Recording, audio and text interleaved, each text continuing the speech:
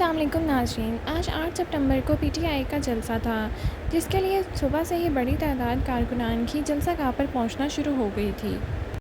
جگہ جگہ گورنمنٹ کی طرف سے رکاوٹیں لگائی گئی تھیں، کنٹینرز لگائے گئے تھے، لیکن جلسہ کرنے والوں نے، کارکنان نے ان کو ہر رکاوٹوں کو پار کر کے جلسہ گاہ تک پہنچنے کی پوری کوشش کی۔ مسٹر سیف کا کہنا ہے کہ این او سی دے کر اسلام آباد کو سیل کر دیا گیا ہے۔ خیبر پختونخوا سے کارکنان کی بڑی تعداد نے اسلام آباد کا رخ کر لیا تھا۔ بیرسٹر سیف کا یہ بھی کہنا تھا کہ اپنے حقوق کے لیے لڑنا پڑا تو ہم لڑیں گے۔ ساتھ ہی ساتھ پی ٹی آئی کی طرف سے دعویٰ کیا گیا کہ ڈاکٹر حسن اور حماد عوان کو حراست میں لیا گیا ہے۔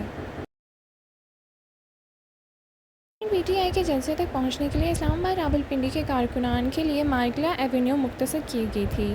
دیگر شہروں سے آنے والے موٹر وے استعمال کر رہے ہیں۔ ساتھ ہی ساتھ یہ بھی خبر آئی ہے کہ بارودی مواد ملنے پر سیکیورٹی مزید سخت کر دی گئی ہے۔ 5000 اہلکار مزید طلب کر لیے گئے ہیں۔ اسلام آباد کو بڑی تباہی سے بچا لیا گیا ہے۔ ترجمان پولیس سمیت 29 مقامات کو سیل کر دیا گیا۔ راولپنڈی کچہری اور صدر بازار جانے والے تمام راستے بند کر دیے گئے۔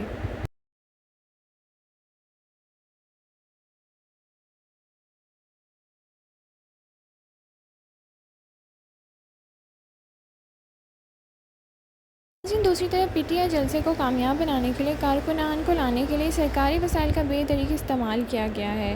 ثوابی انٹرچینج پر استقبالیہ کیمپ بھی لگائے گئے ہیں۔ قافلوں کی قیادت وزیر اعلیٰ امین گنڈاپور کرتے ہیں۔ حادثہ رکاوٹیں دور کرنے کے لیے ہیوی مشینری کا بھی استعمال کیا گیا۔ ریسکیو کی گاڑیوں کو سفید سٹیکرز لگا کر نام چھپائے گئے ہیں۔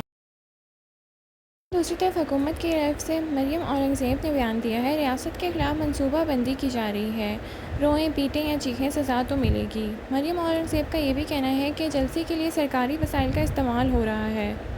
ساتھ ہی ساتھ عظمہ بخاری کا کہنا ہے کہ بانی کو این آر او نہ ہی ملے گا اور نہ ہی جلسے سے باہر آئیں گے۔ یہ بھی کہنا ہے کہ جلسہ کرنے پر نہیں، اعتراض فتنہ فساد پر ہے۔ دوسری طرف مولانا فضل الرحمان نے بہت ہی دھماکے دار بیان دیا۔ ان کا کہنا تھا کہ اسرائیلیوں کے ہاتھ فلسطینیوں کے خون سے رنگے ہوئے ہیں۔ پوری عالمی برادری کو انہوں نے پیغام دیا کہ ہم کبھی بھی ان کو ایکسیپٹ نہیں کرنے والے۔ مولانا فضل الرحمان نے پاکستان کی حکومت کو بھی رگڑا لگاتے ہوئے کہا کہ 2018 اور 2024 دونوں الیکشن دھاندلی زدہ ہیں۔ انہوں نے یہ بھی کہا کہ بلوچستان اور خیبر پختونخوا میں حکومت کا رٹ ختم ہو چکا ہے۔ یہاں یہ بحث چل رہی ہے کہ اسرائیل کو کیسے تسلیم کیا جائے۔ یہ سنتے انہوں نے مزید کیا فرمایا۔ 2018 کا الیکشن ہوا اور اب 2024 کا الیکشن ہوا، دونوں کے نتائج دھاندلی کی پیداوار۔ پیغام دینا چاہتے ہیں اسٹیبلشمنٹ کو بھی، حکمرانوں کو بھی، کہ تمہاری ان اسمبلیوں کی اب کوئی اہمیت نہیں ہے۔ تم سے ملک نہیں سنبھالا جا رہا۔ بلوچستان تمہارے ہاتھ سے نکل رہا ہے، خیبر پختونخوا تمہارے ہاتھ سے نکل رہا ہے، اور تم لگے ہو اس کے اوپر کہ مدرسے پر پابندی کیسے لگائی جائے۔ تم لگے ہو اس بات پر کہ اسرائیل کو تسلیم کیسے کرایا جائے گا۔ تمہارا باپ بھی یہ مقصد پورا نہیں کر سکے گا۔ ملک کی معیشت تباہ کر دی تم لوگوں نے۔ تم مجھے امن نہیں دے سکتے، جب تم مجھے معاش نہیں دے سکتے، کس بنیاد پر تم مجھ سے ٹیکس لینے کے حقدار بن سکتے؟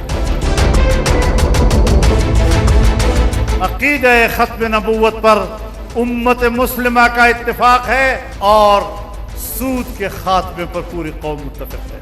اس کے لیے بھی ہم میدان میں رہیں گے اور انشاءاللہ